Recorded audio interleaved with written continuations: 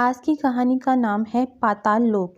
आसमान साफ नहीं था, चारों ओर काले काले बादल छा गए थे। कभी भी बारिश हो सकती थी। राधिका बारिश शुरू होने से पहले जल्दी से क्रिस अपार्टमेंट में पहुंचना चाहती थी, जिससे कि वो बारिश में भीग ना जाए, क्योंकि राधिका पिछले हफ्ते बारिश में भीगने की वजह से बीमार हो गई थी। वो अपार्टमेंट की ओर जोर से भागी, लेकिन बीच में ही बारिश होने लगी और राधिका ना चाहते हुए भी भीग गई, जिसकी वजह से वह परेशान हो गई। वह सोचने लगी कि इस बार अगर मैं बीमार हो गई तो भारी मुसीबत आ जाएगी। राधिका ने अपार्टमेंट में पहुंचने पर दरवाजे की घंटी बजाई। कुछ देर तक दरवाज़ा खोलने के लिए कोई नहीं आया। राधिका ने फिर से दरवाजे की घंटी बजाई। एक औरत ने दरवाज़ा खोला। उस औरत ने राधिका को घूरते हुए पूछा, क्या है, किससे मिलना है? राधिका ने कहा, जी, मैं प्रिया वॉशिंग पाउडर कंपनी से आई हूँ और हमारी कंपनी अभी अपना प्रचार कर रही है, जिसकी वजह से कंपनी वॉशिंग पाउडर बहुत ही कम दामों में बेच रही है। इसकी कीमत सिर्फ 30 रुपये में आधा किलो है। हमारा वॉशिंग पाउडर आपके महंगे से महंगे वॉशिंग पाउडर से अच्छी सफाई करता है। इतना कहकर राधिका ने कहा कि अगर आपके पास कोई गंदा कपड़ा है तो ले आएं, मैं आपको कपड़ा साफ करके डेमो दिखा देती हूँ। इस पर उस औरत ने मुंह बनाते हुए कहा कि मुझे नहीं चाहिए यह वॉशिंग पाउडर और ना ही इसका डेमो चाहिए। इतना सुनकर राधिका ने कहा, मैडम, आप एक बार डेमो तो देख लीजिए। अगर आपको यह वॉशिंग पाउडर पसंद नहीं आया तो आप मत लेना, डेमो का कोई पैसा नहीं है। राधिका की बात सुनकर वह औरत बोली, अरे तुम कम सुनती हो क्या? नहीं चाहिए मतलब नहीं चाहिए। इतना कहकर उस औरत ने धड़ाम से अपने घर का दरवाजा बंद कर लिया। राधिका के चेहरे पे एक निराशा सी छाई हुई थी, जो कि उसके चेहरे पे साफ झलक रही थी, लेकिन उसने प्रयास करना जारी रखा।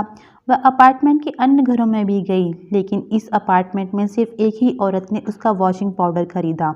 बाकी लोगों ने उसको भगा दिया। अब रात होने वाली थी। वह अपने घर वापस लौट रही थी। राधिका के दिमाग में एक ही बात बार बार घूम रही थी, जो उसके मैनेजर ने उसको कहा था।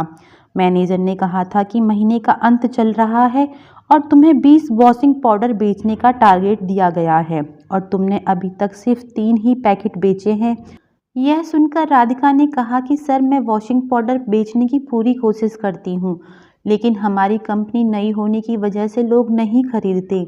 यह सुनकर राधिका का मैनेजर कहता है कि देखो, हम किसी को भी फ्री की सैलरी नहीं देते हैं। अगर तुमने टारगेट पूरा नहीं किया तो हम तुम्हें नौकरी से निकाल देंगे।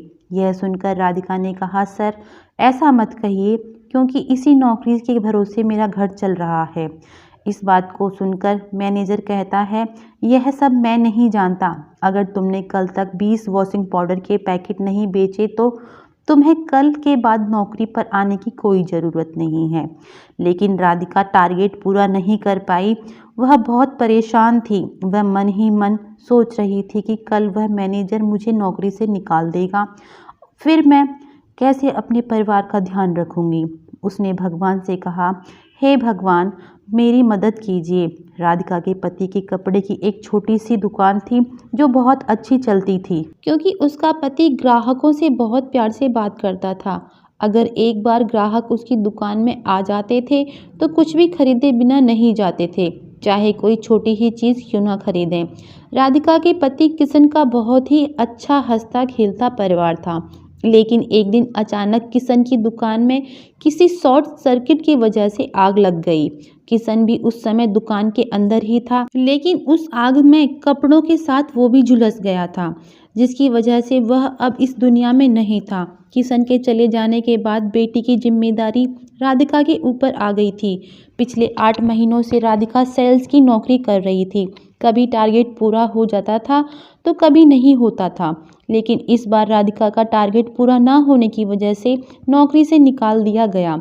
पिछले कई दिनों से वह एक नई नौकरी की तलाश में थी, लेकिन उसे कोई भी काम नहीं मिल रहा था। घर का किराया और बच्चों की फीस भी देनी थी। घर का राशन भी खत्म होने वाला था।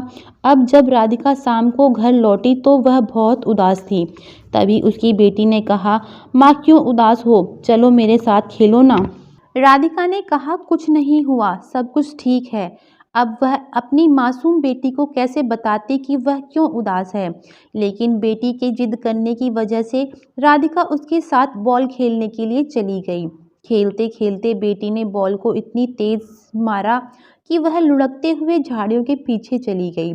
उसकी बेटी ने कहा, माँ बॉल झाड़ियों में चली गई है, मैं लेकर आती हूँ। उसकी बेटी बॉल लेने के लिए झाड़ियों के पीछे चली गई, लेकिन तभी उसकी जोर जोर से चिल्लाने की आवाज़ आने लगी, माँ बचाओ बचाओ। जैसे ही राधिका ने बेटी की आवाज़ सुनी, राधिका अपनी बेटी की तरफ भागी। जैसे ही राधिका ने झाड़ियों के पीछे देखा, उसकी आंखें खुली की खुली रह गईं। झाड़ियों के पीछे एक गहरा सा कुआं था जिसमें उसकी बेटी गिर गई थी। उसकी बेटी जोर जोर से चिल्ला रही थी, माँ बचाओ, मैं डूब रही हूँ।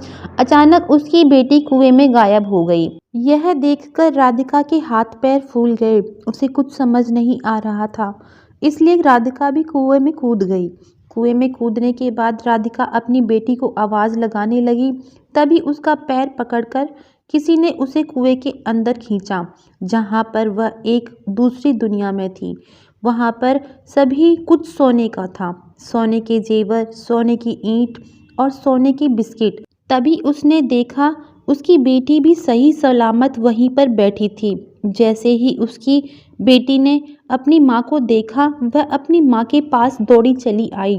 राधिका ने कहा, तुम ठीक हो मेरी बच्ची, भगवान का लाख लाख शुक्र है कि तुम ठीक हो।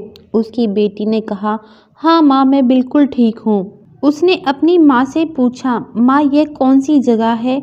यहाँ पर तो कोई भी इंसान नज़र नहीं आ रहा, और यहाँ चारों ओर पीली पीली चीज़ क्या है? तभी वहाँ एक व्यक्ति प्रकट हुआ जिसका आधा शरीर इंसान का था और आधा शरीर पत्थर का। उसने कहा, यह पीली चीज़ सोना है, सोना।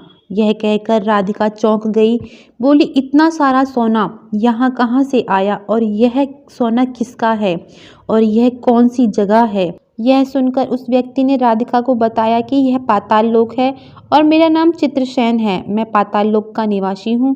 मैंने एक बार लालच में आकर पाताल लोक के मंदिर से सोने की चोरी कर ली थी। कुछ दिन बाद यह बात वहाँ के पुजारी को पता चल गई थी और उसने मुझे पत्थर बनने का श्राप दिया था।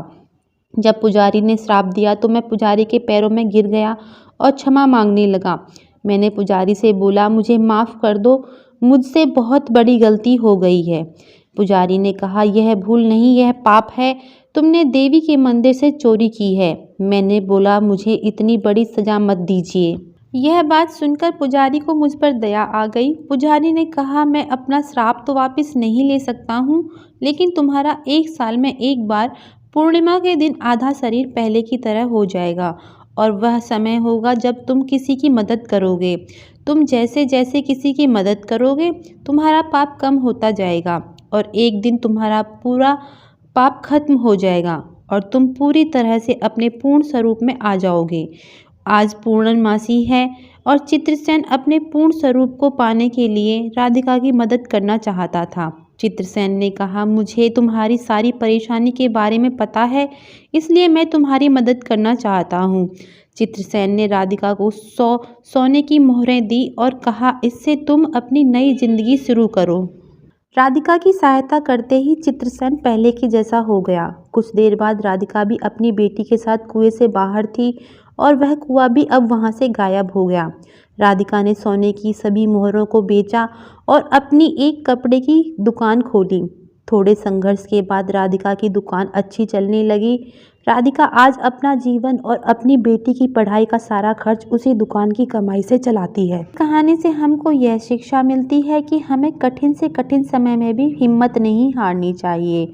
भगवान हमेशा हमारे साथ हैं, बस आपको अपनी ईमानदारी से मेहनत करते रहना चाहिए। किसी न किसी रूप में भगवान आपकी सहायता जरूर करते हैं, और हमको स्वयं भी हमेशा दूसरों की सहायता करते रहना चाहिए, क्योंकि दूसरों की सहायता करने से भगवान हमारे पाप क्षमा कर देता है। आज की कहानी आपको कैसी लगी, कृपया कमेंट करके ज़रूर बताएं, और ऐसी ही प्रेरक कहानियां सुनने के लिए हमारे इस चैनल को सब्सक्राइब करें। और वीडियो के डिस्क्रिप्शन में हमारे टेलीग्राम ग्रुप का लिंक है, वहां से आप हमारा टेलीग्राम ग्रुप ज़रूर ज्वाइन करें। आप सभी का बहुत बहुत धन्यवाद।